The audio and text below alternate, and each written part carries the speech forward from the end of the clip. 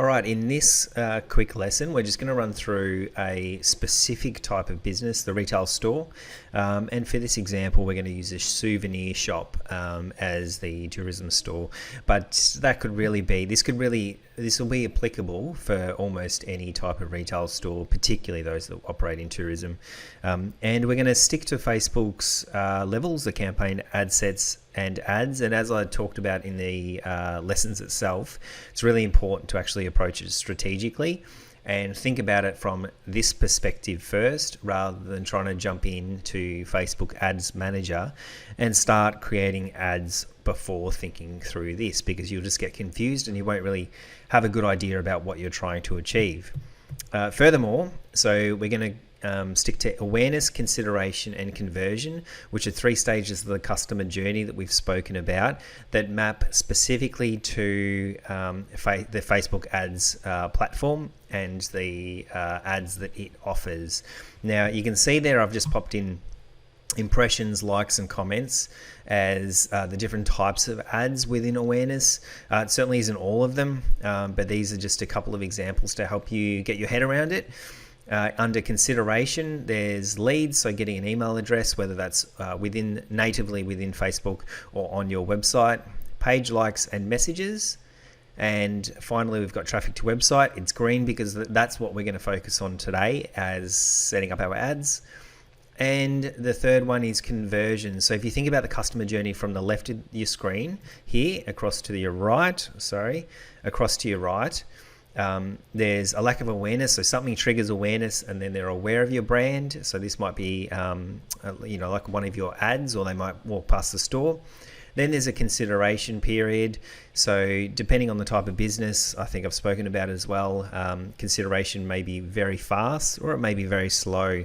For a high value purchase, it might be a longer consideration process, more research done. For a small purchase like a coffee, that's really, it still exists. There's still consideration. You're still considering whether you're going to this, to this coffee shop or the one over the road. But really, it's not a high risk decision, so it's a shorter process. And finally, conversion focuses on the purchase itself. So either visiting your store or purchasing online. Given that today I'm just going to give you some ad ideas for a retail store, we're actually going to use the visit to shop or store traffic. It's in brackets because that's what Facebook names it. So any of these things in brackets is what Facebook has named it. So this is visiting to your shop, which is a store traffic campaign. So that's our campaign level. Now within the campaign, we have potentially various audiences. So within awareness, you might have multiple audiences, certainly not only two, it could be 15, it could be one. For the sake of simplicity today and not getting too carried away, I've chosen just one audience to jump into in more detail for each of these campaigns up here. And we'll reveal a couple of these now. So inside the awareness campaign, I've chosen an audience, anyone within the location. So this is in Facebook's platform, you'll be able to choose your location. So say it's Portland in Victoria, you'll be able to choose that location. You might set a range of say 16 or 20 or 40 kilometers wide of the location Portland, so you capture everybody that is within that catchment area. So anyone within the location, so we're not actually choosing whether they're travelers or locals at this stage.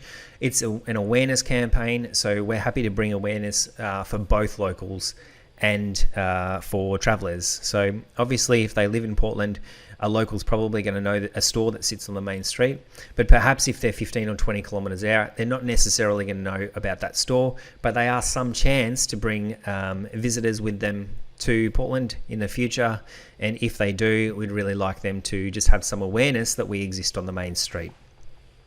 So further detailing within this demographic, we're going to choose perhaps some broad interests or areas depending on your audience size and location.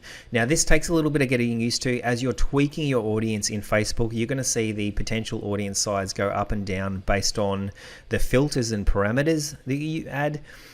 Within the training course I showed you, you probably don't want to get below a potential audience size of a few thousand.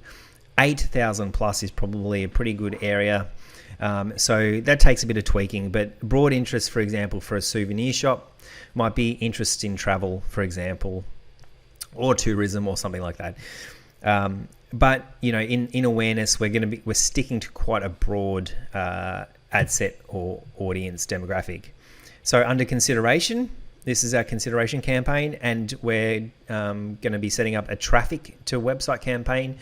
We're going to go with engaged with our page or our website. So when you're setting up a custom audience in Facebook to advertise to, which I'm not going to show you right now, but the training or the lessons go through that.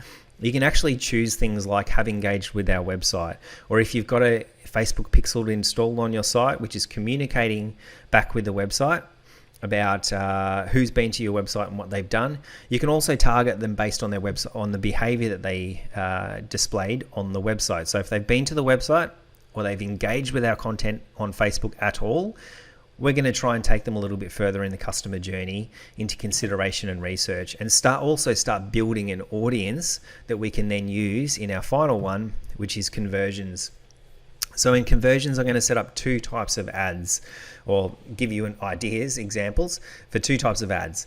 And they're both attempting to drive visitors to our physical store. So one is the visiting tourist. And for this one, we're going to choose something like within 20 kilometers of our location. Now, if we were talking Portland in Victoria on the coast, it would be 20 kilometers within Portland. It's really important, if you're going to target just tourists, that in that demographic, when you're choosing the location and the distance, that you actually choose people visiting the location, not everybody within the location. So that's just an important thing to note. And then again, there's your interests, which broadly might match the business. The fact that we're choosing within X kilometers of the location and only visiting means we're going to be targeting tourists anyway.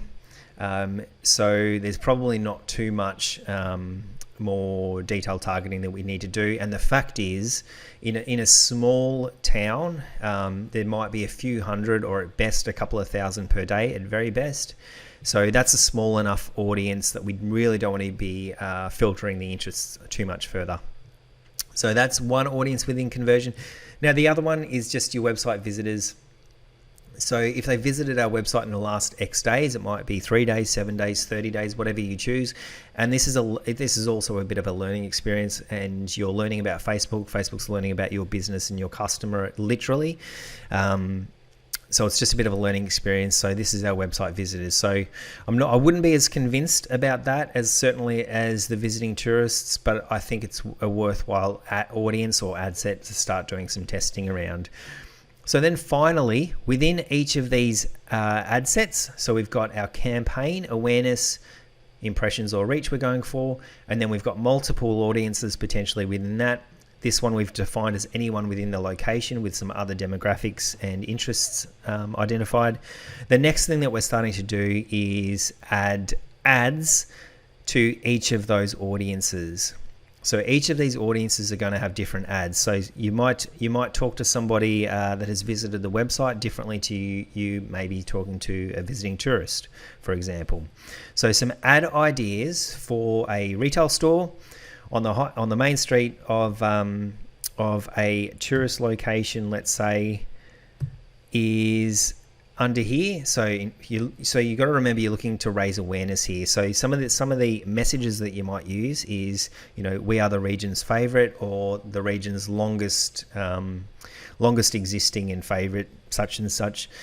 Take home memories, gifts for travelers, using koalas and kangaroos both in the text and the images, particularly if there's some non-native speaking people that are visiting. A short walk from the XYZ, so you might have a local landmark that a lot of people come down for.